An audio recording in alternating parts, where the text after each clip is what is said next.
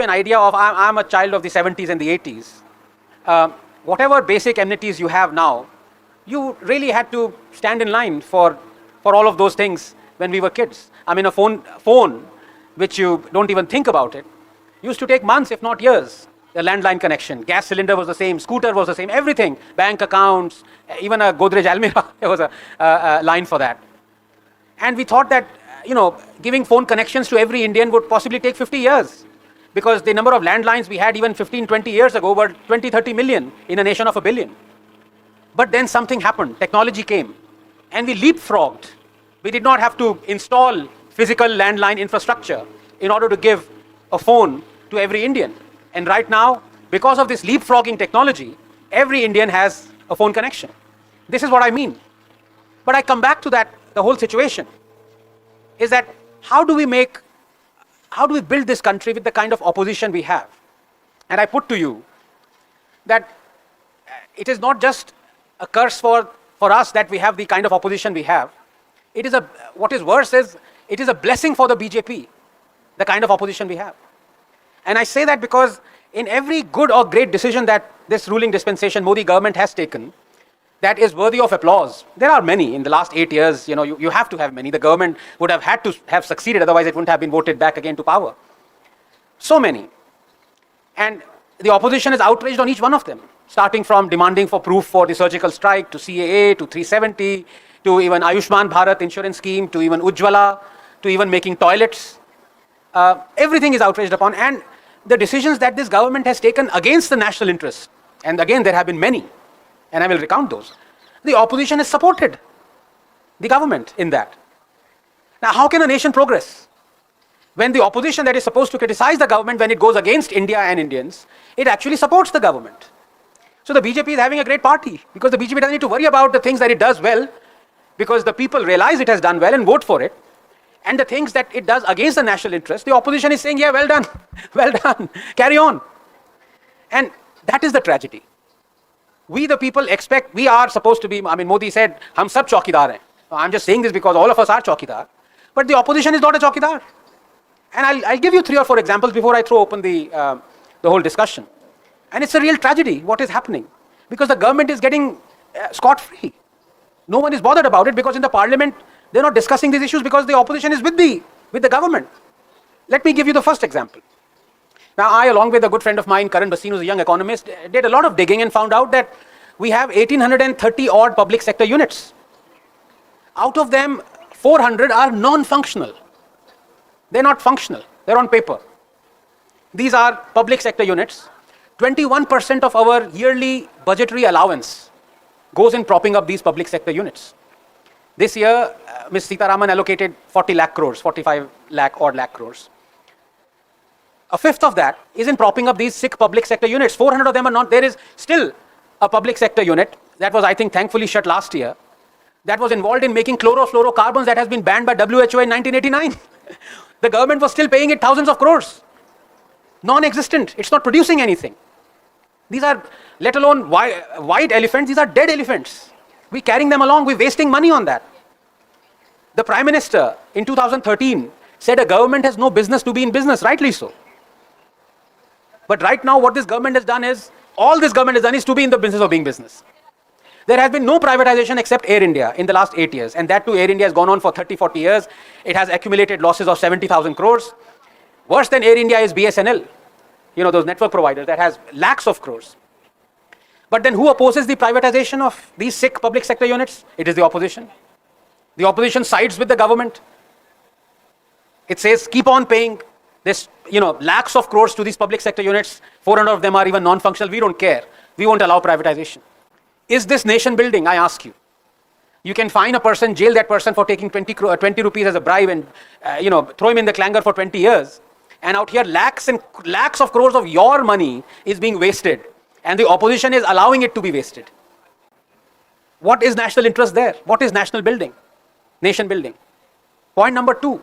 You have these sick public sector banks. They have NPAs totaling 6 lakh crores. Rife with corruption. You want a loan, you go to a public sector bank, the bank says no, you go to a minister, minister says you better pay that loan. It's been going on for donkey's years. It will be foolhardy for you to think it's not going on in the current dispensation. The reason why these banks exist is because to have corruption. It has been going on for ever since Indira Gandhi nationalized the banks. But then who opposes the privatization of these banks? It is the opposition. So the government will not privatize these banks. You have the land acquisition bill. You have companies who want to buy land. Who opposed the land acquisition bill? It was the opposition. You have the High Court convicting, it's not just hearing the case, convicting the present government of financial fraud by violating the FCRA guidelines of accepting money from a foreign company. And the punishment for that, for common people, is 5 years. So for 5 years, someone like JP Nadda should have been behind bars. Conviction. And what happened? The very next day, in broad daylight, this government retrospectively amended the FCRA Act going back to the emergency era, nullifying the conviction. Now, if this happened in a civilized state with a responsible opposition, the opposition would be on the streets saying, resign, how dare you go retrospectively change the act that has stood for 40 years, change it. Change the definition of a foreign donor so that the High Court is without fangs. This is what the opposition would have done, but the opposition voted for the amendment. And you know why? Because the opposition also was convicted by the High Court for taking this money. This is your opposition. Is this nation building? And in their haste to amend, they didn't even read the act properly. Because 3 years down the line, what they had done was amend it so that you could take donations post 2010. They said, oh my God, we forgot. Both our parties took donations even before 2010. So they went back to the parliament 3 years later and they amended it again. And again, the opposition backed the BJP. This is going on. Did you ever even know of this? I didn't know of this till 3 years ago. How many of you knew of this conviction of BJP by FCRA, by High Court? Raise your hands, please. This is the state of our media, where even non-Godi media, if I can say, the other media that accuses the rest of the media as Godi media, wasn't it their responsibility to make you aware of this? But they didn't, because then Congress also would have been put on the dock. So there is agenda all through. It would be foolhardy to believe that everyone is in nation building. But the most glaring example, which really pains me, because it hits really hard, is this case of these farm bills. And this is my final one before I end and I throw it open. You see, these 3 farm bills were on the manifesto of every political party for more than 3 elections worth, which is 15 years. They have been deliberated for 16 years in various parliamentary committees. Swaminathan committee comes to mind. These 3 farm bills were, or farm reforms you can call it, you amend the Essential Commodities, or you do away with the Essential Commodities Act, which is that the government has no longer the power to declare that now this whatever a business corporation does with the farm produce, I would call it hoarding, and put that fellow in jail. So that businesses weren't setting up godowns and your agricultural produce was only worthwhile if it was fresh, you could not store it. So it wasn't really worthy of going into and making a profit for business people to set up godowns all year round, as what happens in other economies. The second was to do away with the APMC government declared mandis, where the government would decide the price of a produce, which is unprecedented and draconian and reeks of Soviet Union. Why the hell should the government dictate the price of the produce if it is in the market? Tomorrow you make a produce, one of you is a businessman. Would you like it if the government dictated what it should cost? And the third was to bring in contract farming, which is again is logical.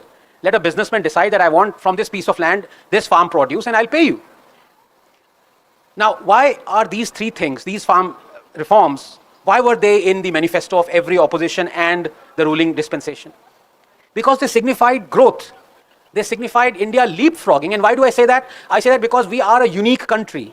We have a 515 million active labor force out of 1.4 billion population.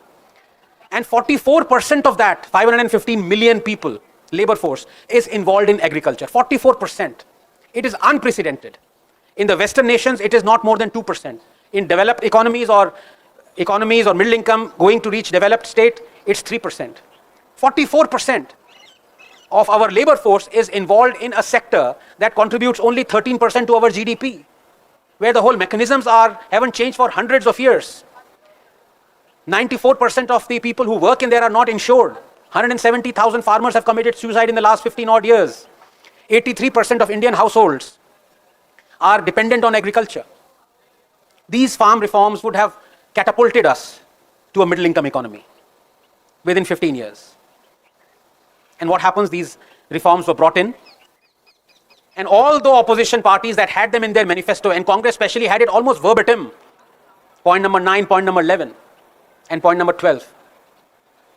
They said, they took a U-turn. They said these farm reforms are black laws. They started supporting the middlemen who went illegally and captured and blockaded the highways. And all the media got split. Instead of looking at reason, no one has asked Rahul Gandhi or any of the opposition or Mamata Banerjee or anyone. These were in your manifestos. You wanted these reforms. Even the Supreme Court, they had a committee. They asked for what do the farmers want. And it turned out 83% of the farmers were for the farm reforms. Why wouldn't they be? Of course they would be. Because they were staring at a future where 58% of the farmers don't want their children to take up farming. These are stats, these are well-known stats. MSP has led to 16 lakh to 20 lakh crores of losses for the farmers. This is IRI data that the government itself has collated. And overnight there were protests, and it took a year shamefully for this government to backtrack and take back these farm bills. Catastrophic decision.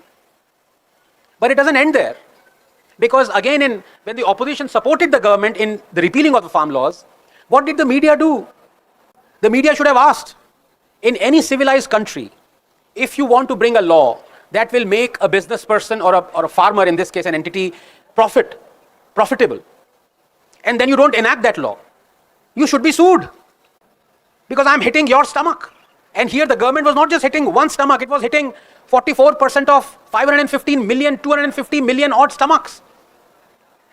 There should have been a class action suit on the government. Pay us, compensate us for the monetary loss. The fact that you have taken back these farm laws. Notwithstanding the 3,000 crore loss per day for almost a year of all those shops that are set up near the highways that were blocked illegally. So as I said, we are a banana republic from the time we became a republic, because all our entities are not concerned about nation building. Any other country, you should have sued the government. In America, I dare say they would have sued the government. How can you take back something that is clearly you have been professing will make the farmers profit for a year? Supreme Court committee has said yes it would. Swaminathan committee, yes it should. And then you say that I am taking these farm laws back in national interests. How can you say it is? Explain. It's an abstract decision. Government should never make abstract decisions. And I'll tell you how it will hurt us. And then you will realize India still remains or is the world's second largest producer of sugarcane. Every year we produce 350 billion kilograms of sugarcane. 350 billion kilograms. The water, and I've done all this data, so I'm telling you this. The water that is required to grow this crop, 350 billion kilograms of sugarcane, is 1 quadrillion liters of water, which is equivalent to 10 Ganga Sagar dams. Sugarcane is a water-intensive crop. You require only 9% of arable land to grow the sugarcane, but 72% of the water that is used for irrigation. It is unsustainable.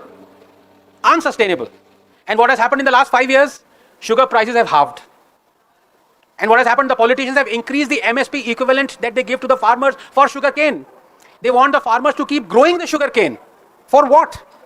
The same is the case with rice, with wheat. Our buffer stock is right now 66 million tons more than what it should be. We should have 33.5 million tons of rice. In FCI godowns, we have 100 million tons. Rats are consuming that rice. But the opposition wants the MSP to be increased. The opposition doesn't want the MSP to be done away with. Is this national interest? Is this how you build nations? Is this how you encourage the ruling dispensation? Our water capacity per capita has more than halved in 25 years. It used to be 2,300 cubic meters. Right now it is 1,200 cubic meters. We won't have water in the next 15 years. Right now we have, in Latur, we had water trains going and politicians were inaugurating those water trains. They should have been put behind bars. You have smiling mugs of politicians inaugurating water trains. 63% of river water that is used for irrigation goes into the sea every year. 63%. Supreme Court has said what has happened. It's been 15 years since we said start linking rivers. Scientists have said report after report, yes, we can do it in a manner that is ecologically and scientifically sound. Supreme Court said do it. Where is it? Every year 63% of the water goes waste. and we have water trains, and we have sugar cane. And it is not that the politicians don't know this. This is the real tragedy. 7 years ago, the Chief Minister of Maharashtra, he promulgated a law whereby a farmer would have to take permission of the government if he wanted to grow sugarcane, because he was worried about the water loss. Within 2 weeks, the opposition, patriarch, I won't name that person, Padma Vibhushan, he holds a strong sugar lobby that requires sugarcane, molasses, to make rum. He forced the government to take back that order. Was that for the country? In 10 years from now, we will drink Old Monk, but we won't have water to drink, and the politicians will be smiling. So, it is all right to criticize everyone, a politician, but you have to think, what is more profitable for this country, for me? Do I criticize Modi, or do I criticize people who are allowing him to ruin this country?